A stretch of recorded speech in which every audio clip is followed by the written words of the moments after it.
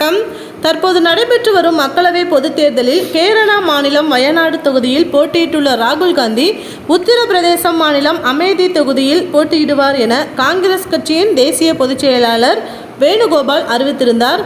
இந்த நிலையில் கடந்த காலங்களில் சோனியா காந்தி போட்டியிட்ட ரேபரேலி தொகுதியில் ராகுல் காந்தி போட்டியிடுவார் என இன்று அறிவிக்கப்பட்டு உள்ளது. மேலும் அத்தொகுதியில் போட்டியிடுவதாக அறிவிக்கப்பட்டுள்ள ராகுல் காந்தி இன்று தனது வேட்புமனுவை தாக்கல் செய்ய உள்ளார். இந்த விவகாரம் அரசியல் வட்டாரத்தில் பரபரப்பாக பேசப்பட்டு வரும் நிலையில் ராகுல் காந்தி பாஜக வேட்பாளர் ஸ்மிருதி இரானிக்கு பயந்து ரேபரேலி தொகுதிக்கு ஓடிவிட்டதாக பாஜக தரப்பு விமர்சனம் செய்துள்ளது. தமிழக பாஜக மாநில துணைத் தலைவர் நாராயணன் திருப்பதி தனது எக்ஸ் சமூக வலைகள் பக்கத்தில் ஸ்மிருதி இரானிக்கு பயந்து அமேதியில் போட்டியிடாமல் வேறு தொகுதிக்கு ஓடிவிட்டார் ராகுல் காந்தி. போட்டியிடவே பயந்து அஞ்சி நடுங்கி எதையெதையோ பேசிக் கொண்டிருக்கிறார் பிரியங்கா.